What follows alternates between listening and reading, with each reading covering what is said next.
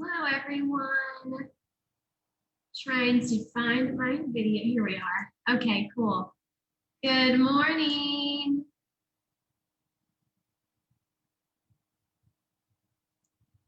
All right.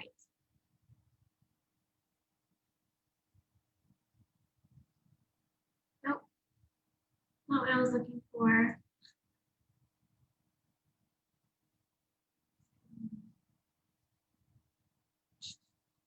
All right, friends, I'm just trying to find my video so I can see myself. Give me just 1 second. Here we are. I found it. Good morning. Okay, here we go.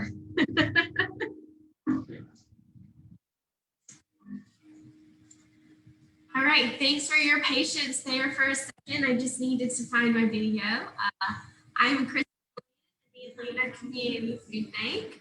And I am here on September 1st, the very first day of Hunger Action Month. So for the whole month of September, we are going to be promoting a lot of new information surrounding hunger in our communities and in our country as a whole. There are lots of different ways that you can get involved with Hunger Action Month.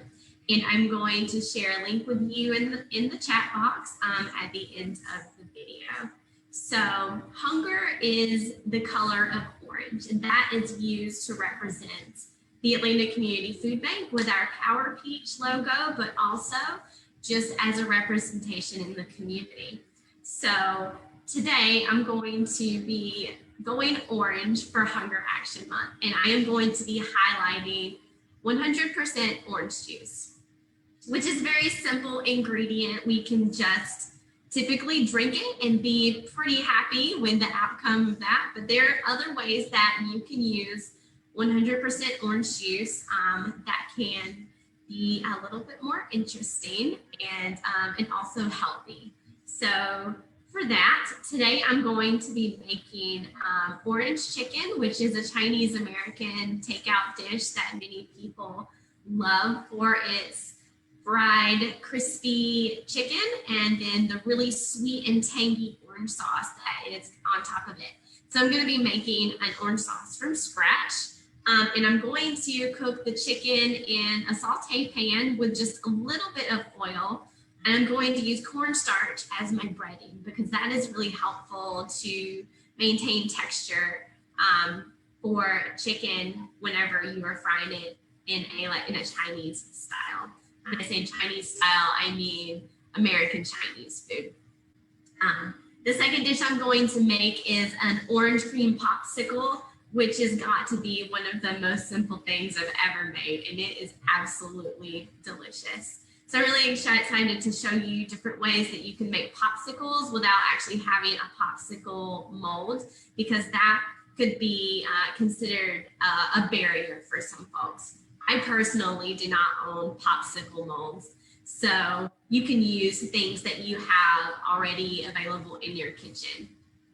Okay, let's get started. We're gonna start with our orange chicken recipe, and then we'll move on to our popsicles.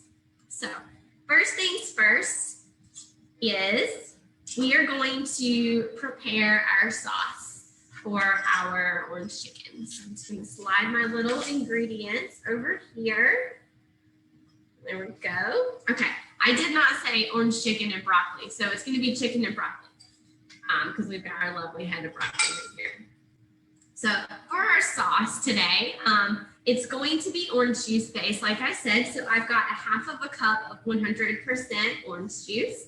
I personally like really pulpy orange juice, so that is what I'm using today because I'm going to end up eating this. It's delicious, by the way. So I've got my orange juice. I'm going to go ahead and add that to my small saute pan here over my stove. It has not been turned on just yet. Okay. I'm also going to add 2 tablespoons of sugar. So our orange juice is sweet, but once you add all the other ingredients, it needs just a little extra touch of sweetness. So this really isn't a lot of sugar in the scheme of things, When you make 6 servings out of this dish, this sugar is going to be divided across the 6 servings. So it's not going to turn out to be a lot of sugar. So I'm going to add my sugar. So what is going to add some salt to our dish today is I'm going to be using some low sodium soy sauce. This is 2 tablespoons. So soy sauce is very high in salt, but when you're using low sodium, that's very helpful to keep the salt content down. And like I said with the sugar, I'm only using 2 tablespoons, so dividing that by 6 is going to decrease how much salt is in each serving. So there's my soy sauce. So some other seasonings that I'm going to use in my sauce today is some fresh garlic, cloves, and some fresh ginger. And in just a second, I'm going to show you how to prepare these 2 things. You can also use garlic powder or ground ginger in place of the fresh options. And those are going to provide you with the same flavor. So I'm going to go ahead and add that to my sauce, my ginger and my garlic.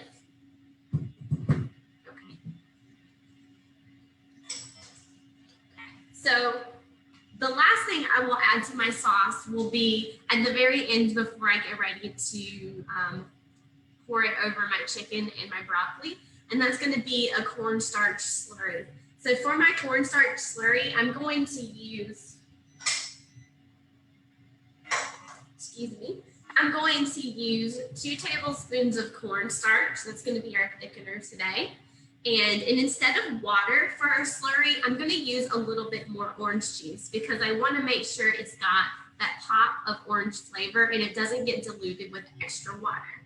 So it doesn't matter what liquid you use to make your slurry, as long as it's a cold liquid. If it's hot, it's not going to thicken up your sauce the way it's supposed to, and it can also make your cornstarch turn into clumps, and then you can't come back from that. So I'm going to use my cold orange juice for the slurry. Okay, so the key for making a slurry is you're usually going to have equal parts cornstarch to liquid. So I've got 2 tablespoons of cornstarch. I'm not going to measure it exactly, but I am just going to pour about that much. All right, so I'm going to go ahead and get that stirred up. There we go.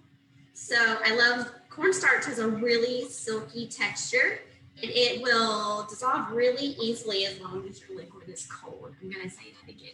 Your liquid needs to be cold when you're working with cornstarch.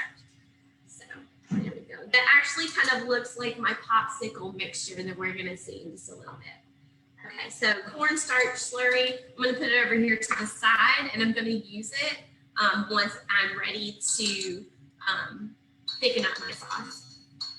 Okay, so what I'm going to do is I'm going to turn my pan on to really low because I want it to come to a really low simmer, but I don't want it to heat it too high because it can burn very easily because of the sugar.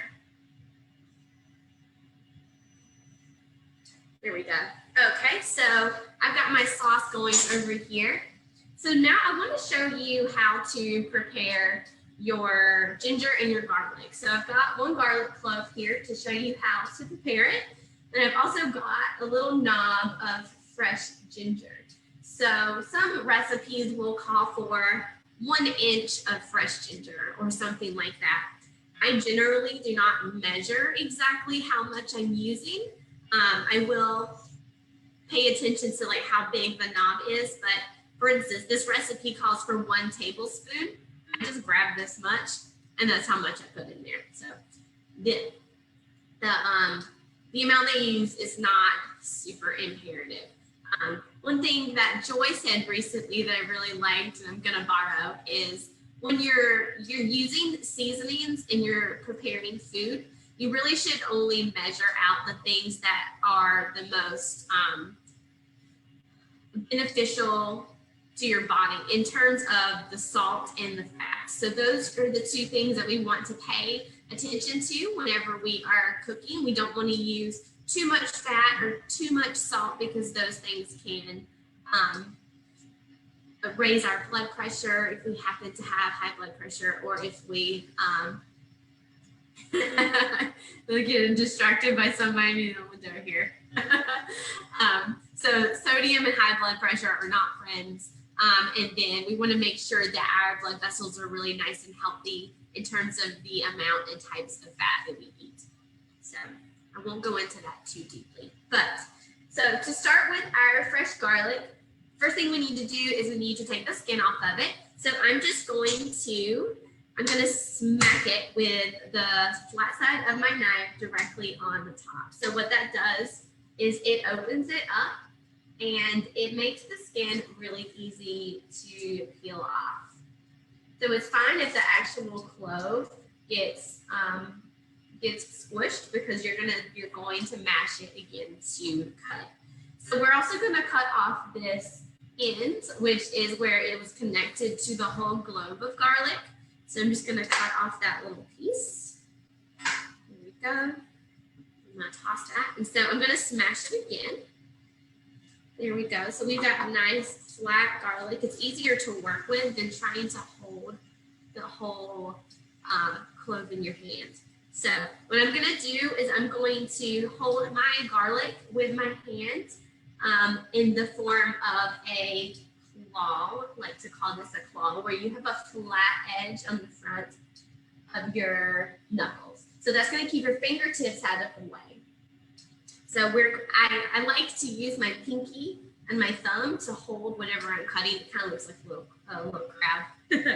So let me see if I can turn this way. Yeah, there we go. So pinky and thumb are going to hold it in, and then I've got the flat edge of my fingers here. This garlic is really small, so this is not the easiest thing to do, but you really don't have to get your fingers really in there. So what I'm going to do here is I'm going to hold it in, and I'm just going to use this rocking motion. And I will, once my fingers are just way too close, I will pull my other hand away, and I will just continue to do the rocking motion and get all of the big pieces up underneath the knife. So once you've got some small pieces here, you're going to use this sliding motion, and actually it's kind of in the shape of a fan. Here we go. So I've got my little pile of garlic, and I'm going to keep the tip of my knife on the cutting board, and then I'm going to run it over the pile in the shape of a fan. So if you could see that I'm just going back and forth like this, and my other hand is completely out of the way and safe. And then you're going to bring it all back together into your little pile, and then you're going to do that again until your garlic is a nice small size. You can also use a microplane to grate your garlic. That will give you really small slivers of garlic. Or you could also use a garlic press if you happen to own one of those. So here is my minced garlic. So I've got enough for today, so I'm not going to use this right now, but I wanted to show you how to do that. Okay, so garlic does get really sticky, and it's because it has sugar in it. And once you open it up, the sugar comes out, and that's what makes it sticky. I'm going to go rinse my hands. All right, so then for our ginger, first thing that we want to do is we want to take the skin off of the outside of the ginger. And there's two ways that you can do that. Give me 1 second. I'm going to grab my two things.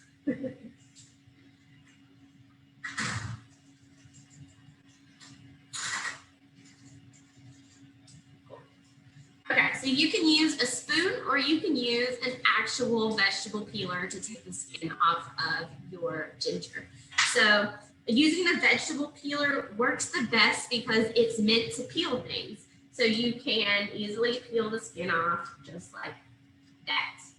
So, but what is also a little bit scary about the peeler is your fingers could get in the way, and you could actually get the tip of your finger with the peeler. So another way to do it is to use an actual spoon, and you can scrape the skin off just in the same way that you would use the peeler. It takes a little bit more muscle.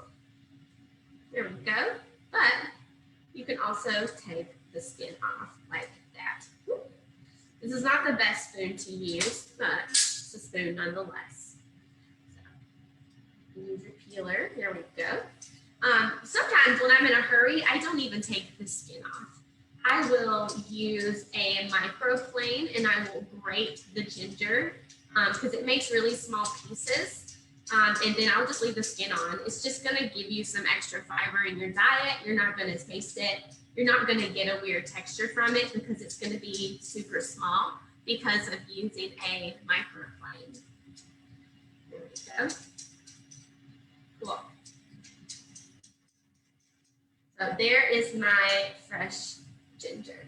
So if you are, if you happen to have a blender or a food processor, you could combine this sauce together in your food processor, and you can leave everything whole, and then it will all get chopped up into small pieces in the food processor. So then in that case, you could just throw this in your food processor. If you do not have a food processor, you can, which is very similar to how you would chop your garlic. So first thing I'm gonna do, I'm actually not gonna smash this, but I am going to cut it into very thin, round pieces.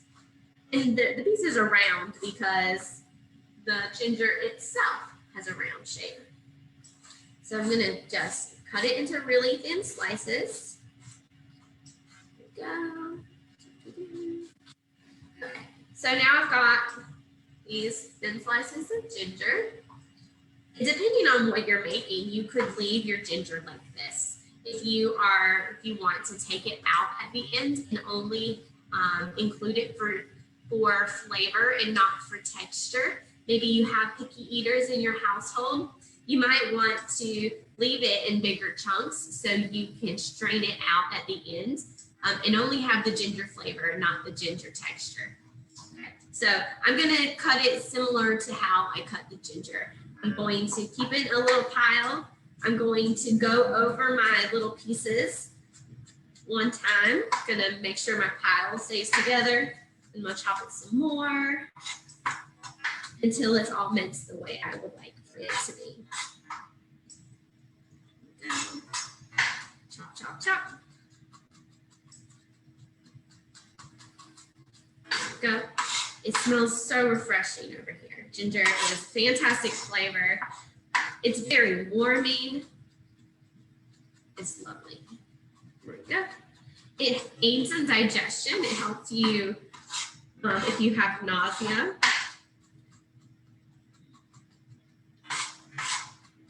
There we go. Now, that is my ginger. So I'm not going to use that right now. I'm going to just set it to the side. I'm starting to smell my sauce over here. It smells lovely. There we go. Yum, yum. So here we go. Here's my sauce. Awesome. Okay. So that is how you will prepare your ginger and your garlic. And you can use that for any type of recipe that calls for ginger or garlic. The last thing I wanted to show you is how to save the bulky stem part of your broccoli. So when you buy broccoli crowns at the grocery store, they're usually cost per pound. So whenever you are taking off the florets, you're left with the bulky stem. And then if you toss that, you're tossing your money because you paid for the whole weight of the broccoli. So you want to make sure you're getting the most out of your broccoli. So to get your florets off, all you have to do is cut them off close to the base, but make sure that the stem is not super long on each floret. There we go. So I'm going to cut it about this long. So you want to make sure that your broccoli is a nice bite size. So I don't think this is comfortable to put in your mouth for one bite. So what I would do is I'm going to just slice through the center of the stem of the broccoli like that. And then I'm going to pull it apart. So what that does is it saves all of the little bits from your broccoli floret. And you're not going to find them later around around your cutting board or around your workstation. So just cut through the stem instead of cutting through the entire top of the crown, and then you'll save yourself some work there. So I'm going to not go through this whole thing, but I'm just going to cut off this top. There we go. And I want to show you how you can use this stem. So the stem has a tough outer skin. You can actually see it here. I don't know how clear that is. You can see that the tough outer stem on the outside. So what we want to do is we want to remove that. So I'm going to take my grater and I'm going to grate down the outside of the broccoli.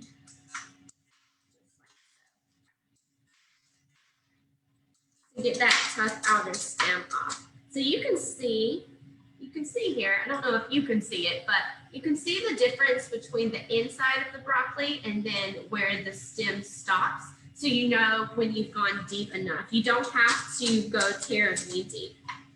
Here we go. So this is going to take some of the stem that we left. That was a little thick. And that's not a problem. If you want to, you can cut your stems of your florets closer to the base, and then you won't be grating through all of that.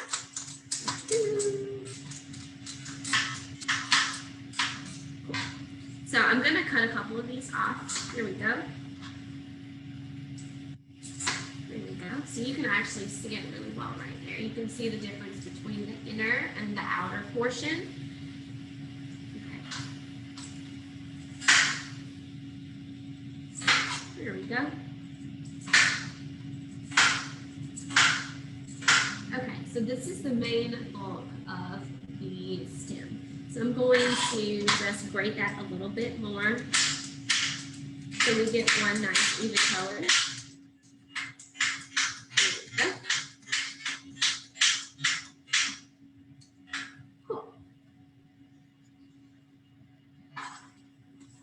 So then once you have your stem that the skin has been removed, you can cut it into rounds.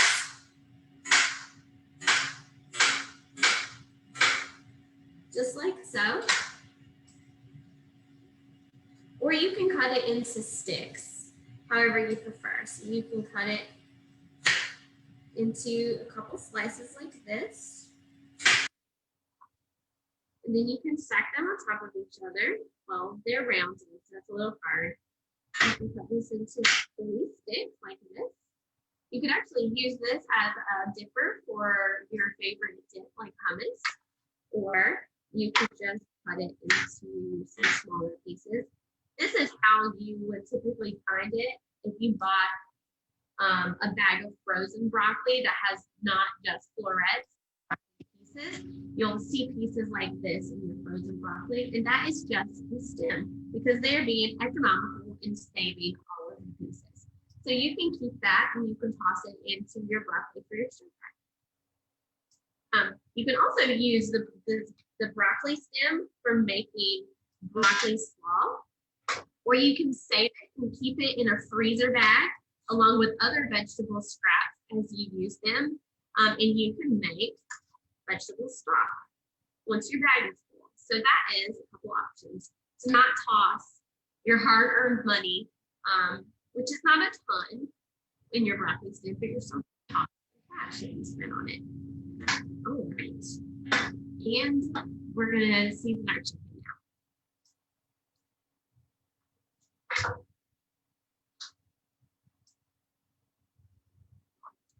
Okay, so for our recipe, we need 1 pound of chicken. You can use breasts or thighs.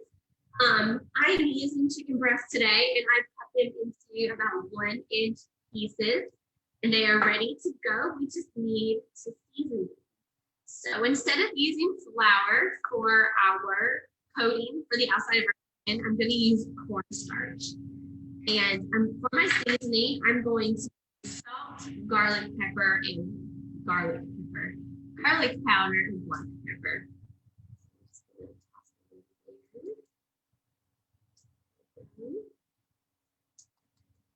And here's my cornstarch. going to go grab a glove so I can mix this with my hands. One second.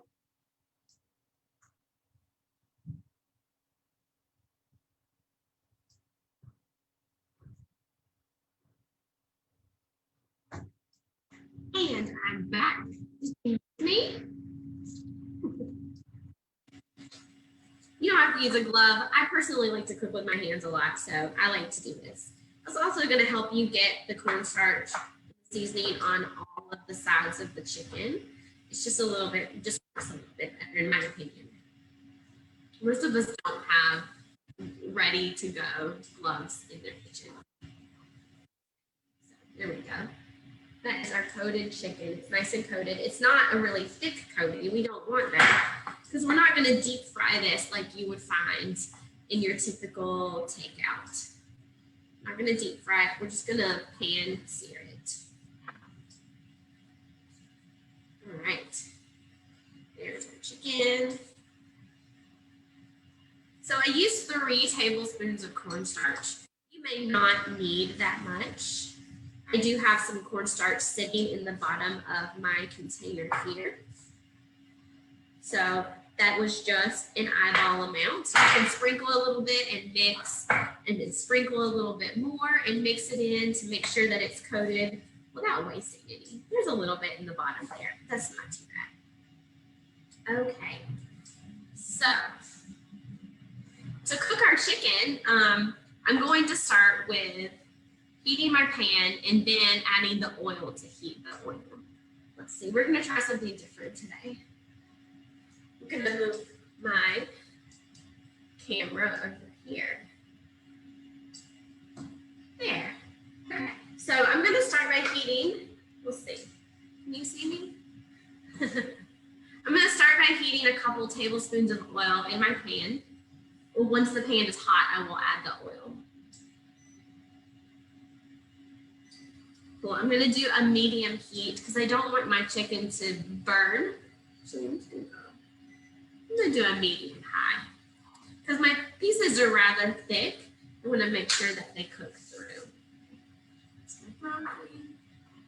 Okay. Let me slide this over.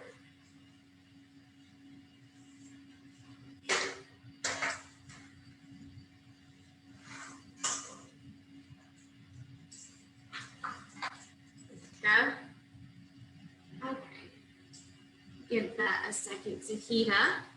My sauce is looking really nice over here. It's just heating through. So I'm basically just steeping the garlic and the ginger in the sauce. We want to make sure that it doesn't boil because we don't want it to burn.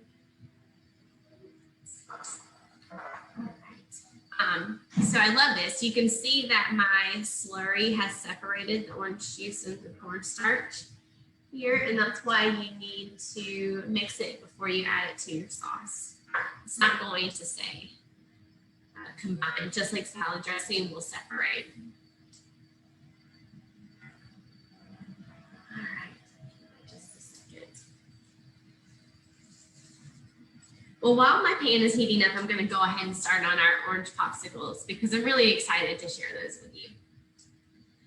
It is going to be the most simple recipe I've ever made on this video, besides eating the whole peach because that required no work. Okay, so I've got 1 cup of vanilla flavored Greek yogurt. This one has about 14 grams of sugar per serving, so it doesn't have a ton of extra sugar added to it, but it has a really great vanilla flavor. And I've got about 1/2 cup of orange juice. So I'm using the remainder of my yogurt. So I've got 1 cup of yogurt to 1/2 cup of orange juice. The original recipe is 2 cups of yogurt and 1 cup of orange juice. And I use that to make some popsicles to show you today. So I'll show you those in just a minute. Okay. It's almost hot. I'm going to steal this camera real quick. There we go. So here's my bowl. Perfect. I'm going to add my yogurt. So you can also use plain yogurt and you can add some vanilla flavor and you can add some sugar. The best sugar to use would be like a honey or a maple syrup or agave because it's liquid and it will mix in really easily.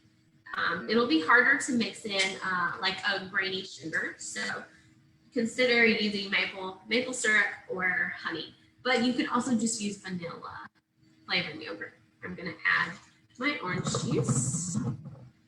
Okay.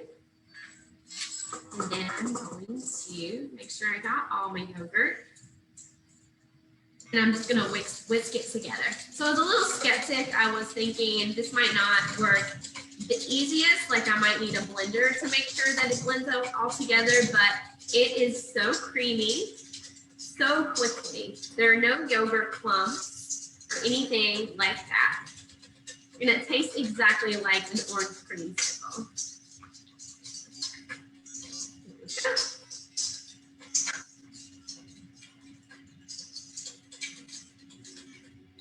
As easy as that, mixing this together. Let me get my measuring cup.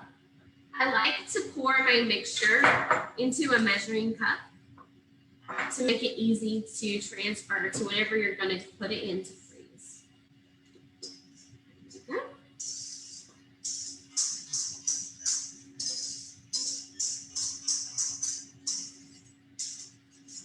All right. I told you it was simple.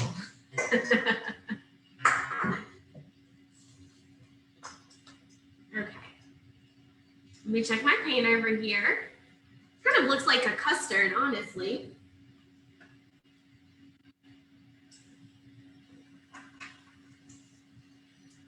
Oil is heating up, sauce smells amazing. Okay, so for making our popsicles, you do not have to have a popsicle mold. I personally do not own a popsicle mold. And it's not required to make popsicles. You can use other things that you happen to have in your house. So what I'm going to show you is how to use a muffin tin to make little muffin discs of popsicle, because why not? It's something that you may already have, and it's easy. You don't have to go buy something else to make a really nice sweet treat. Here's my muffin tin.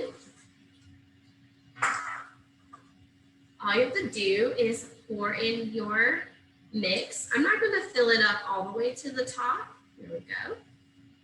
Because I don't want it to spill over onto the exterior or like where they're connecting to each other, kind of like cookies do on a cookie sheet. I'm going to make sure they've got enough space. That is almost perfect. Spatula. See if I can fill that up.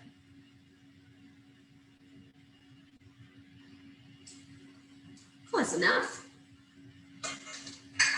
Okay, so you're probably thinking, how do you put a stick in this with it not being in a mold that has a stick holder? So you improvise. So what I'm going to do is I'm going to use 2 layers of aluminum foil. I'm using 2 because that's going to make it stronger to hold up the little small plastic spoon that I'm going to use as my popsicle stick. You can use a toothpick. You can use other disposable cutlery. It doesn't matter what it looks like, because as long as it freezes and it's on a stick, you can call it a popsicle. That's my personal opinion. Okay, let me grab my foil. Let me see.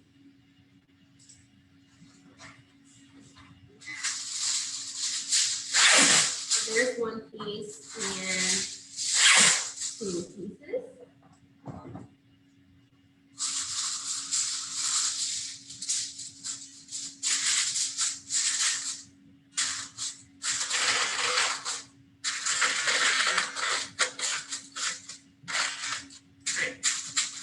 I try to pull it as tight as I can, so that will help keep the stick standing up.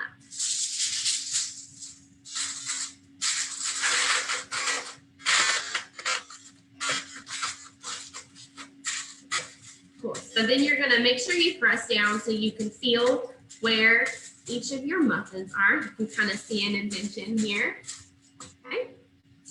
And then you can use a small knife or a fork to just make a hole right in the middle.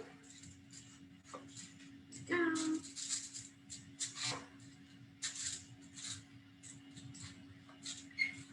Be gentle with it because you don't want to expand your hole farther than a little slit in the foil. There you go.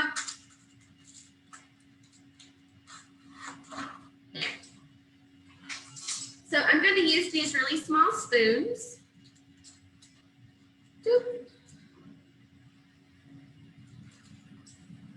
You can also use regular size spoons or forks, and you don't have to throw them away.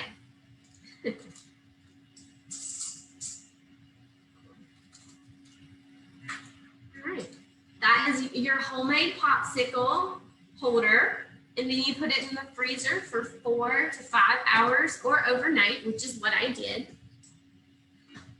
Oil is looking really nice and hot. And then you can enjoy your treat in the afternoon or the next day. All right. I'm gonna add my chicken to the pan and then I'm gonna show you my completed popsicles from yesterday. Sauce is looking really good. I'm gonna go ahead and turn my fan on overhead because it's about to get hot in here. I'm gonna move my camera back over here so you can see. There we go. I'm hoping that sound is okay. We will find out later how well the sound is. Can you all hear the fan strongly? Let me know in the comments. I can't see it right now, but I'll check it later. All right, you can see that the oil is hot because it's starting to shimmer. You can also check it like that. So that was my sauce from my spatula that I just popped in there. Okay. I'm gonna grab another glove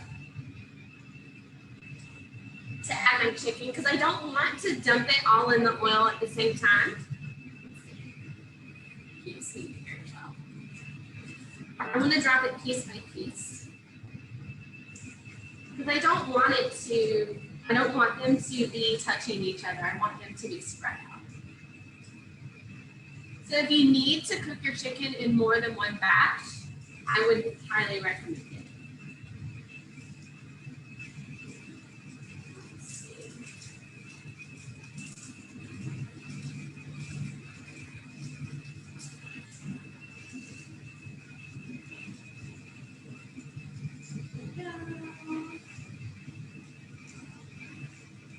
Okay, so you see my chicken there. I'll grab another spatula. I'm just gonna move them a little bit to make sure they're not sticking to their one spot.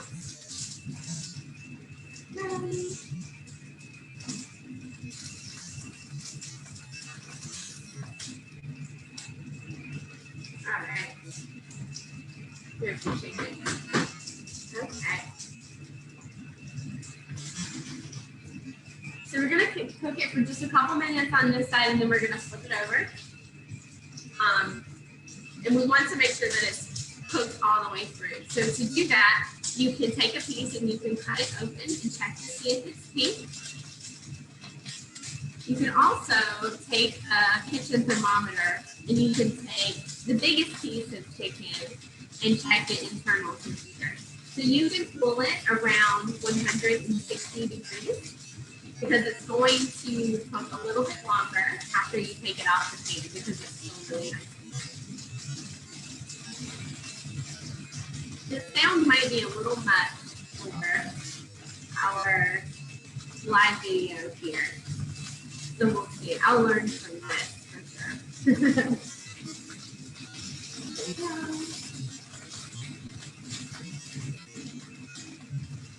All right. We want it to get into brown.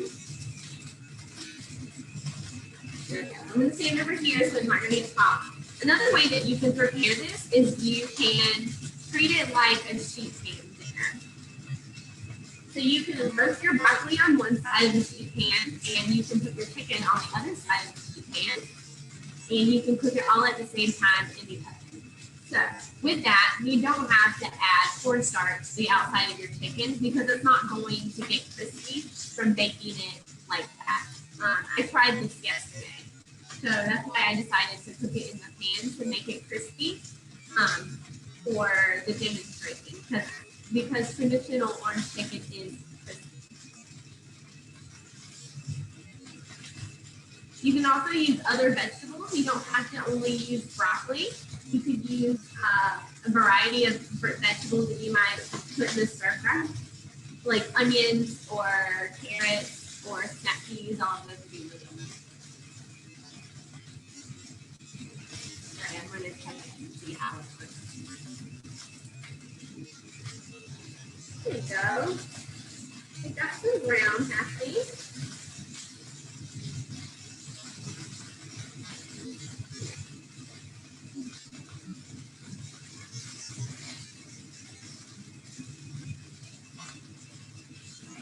This is going to be a fun mess to clean up.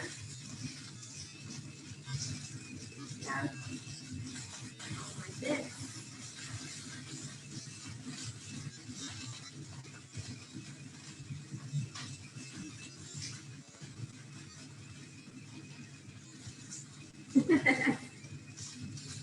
Of course, there's going to be a couple pieces in this oven. There we go.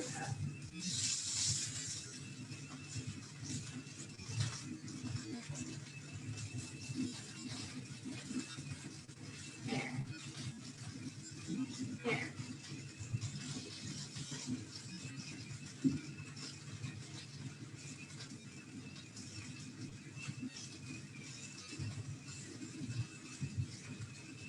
All right.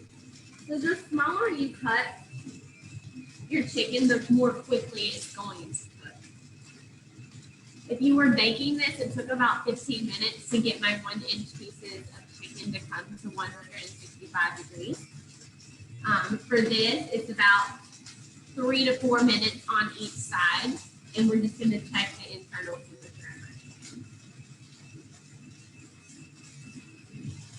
Has anyone ever made orange chicken from scratch at home before? I'm going to grab my mouse since I have a second.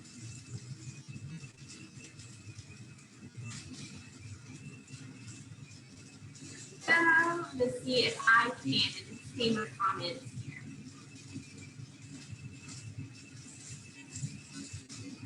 Okay. I do have comments. Yay. Okay. All right. All right. So happy you were in the kitchen with me too, Lindy.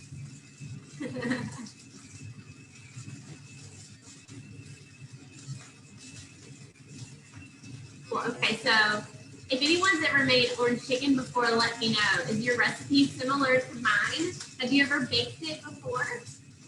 Or used maybe panko on the outside instead of cornstarch or flour? Let me know. All right. Let's see.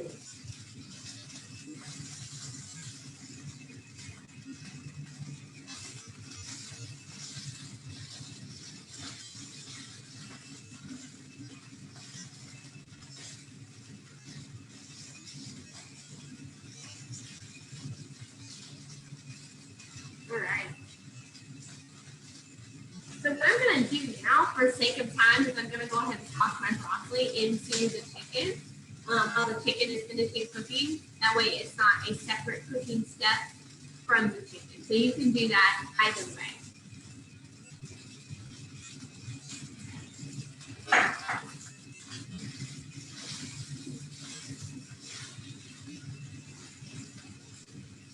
All right.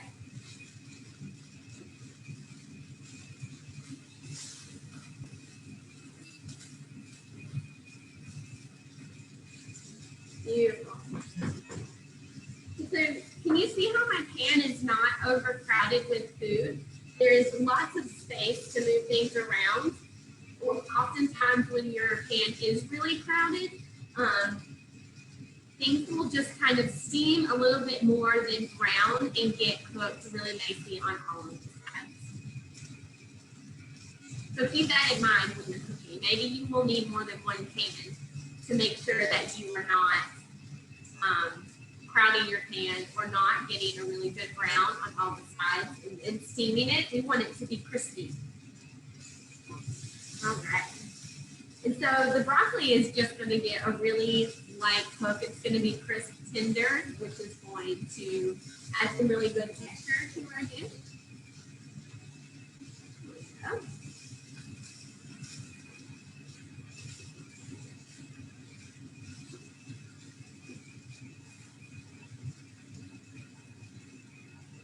Very good.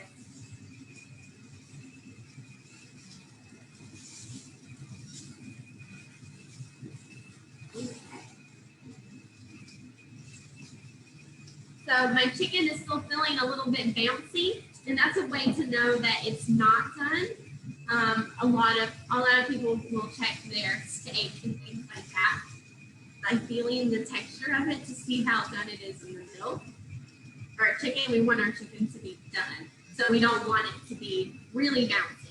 A little bit of give is good because we don't want it to completely dry out. We just want it to be cooked all the way through. All right.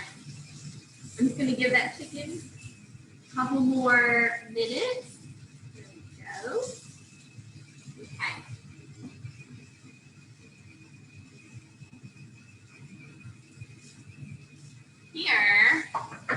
Here's our popsicle. I'm going to take my camera back over here so I can show you my popsicles from yesterday. So I made two different versions. I took some really small cups and I put my popsicle mix in there. Here we go. It's melting. And I used a little tiny spoon. So that is one of the popsicle options. It doesn't matter what it looks like. Remember that. It's so delicious. It smells so good. So that's one. It has melted, but that's okay. And then this is our other one. So I'm going to take the edges of the foil off first. That way I can pull it off the top and not mess up the sticks. There we go. There's one piece. And another piece. Okay. There we go. So these have been sitting out for a little while, so they have definitely melted. Oh, that's sad. Okay. There's a piece of it that's still connected. Note to self, don't take them out so early. These did freeze overnight, and you would have a really nice popsicle on a little plastic spoon if I hadn't taken them out. They smell amazing. All right. My broccoli is getting some really good color over here. That's awesome.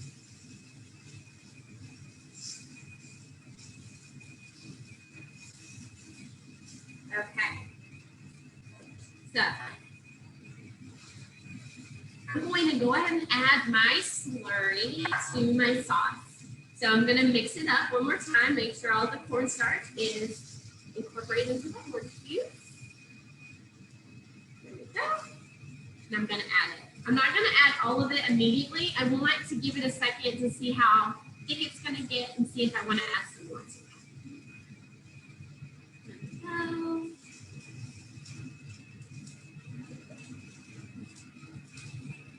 I will always turn the temperature down as low as it will go to simmer, or the lowest setting, once you add your cornstarch to thicken it, because if it gets too hot too fast, it can seize up and form like a one solid piece, and you don't want that. You want it to thicken slowly, but you do need the heat for it to do that, for it to thicken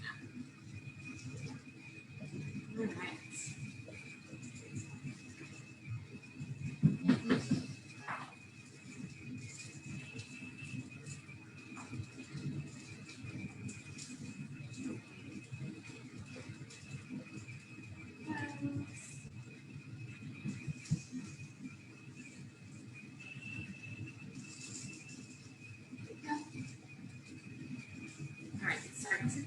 chicken.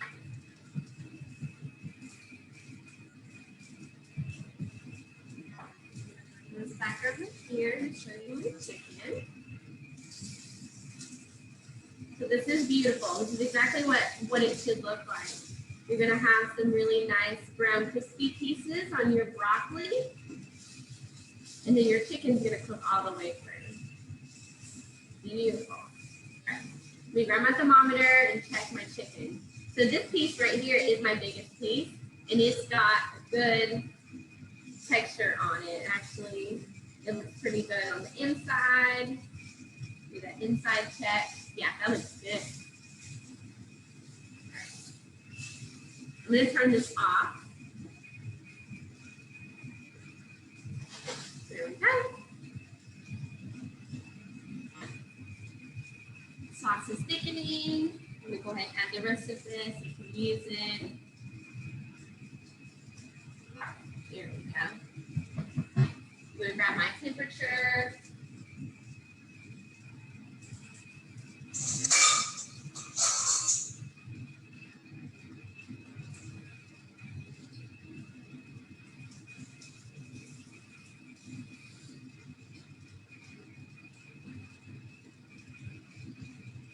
All right, it's almost done. You want to make sure that, yeah, that's good. Make sure that whenever you're checking the temperature of your chicken, beautiful, that you're not stabbing through and touching the pan on the other side. You want it to be in the middle of the chicken. Beautiful. All right. Beautiful. Okay, chicken is done. Temperature is off. Sauce is getting thick.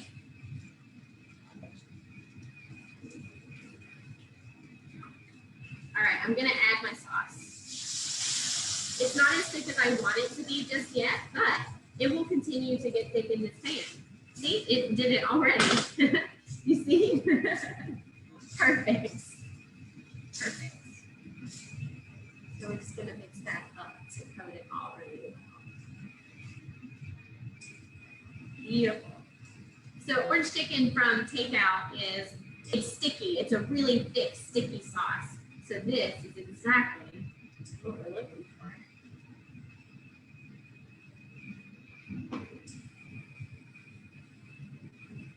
How good is that one? Anybody hungry? I'm hungry.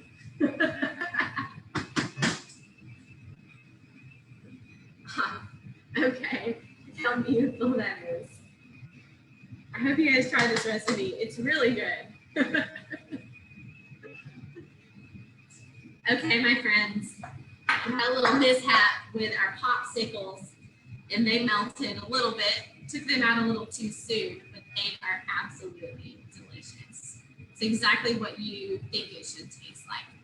And I kept you here a little bit longer than I had intended.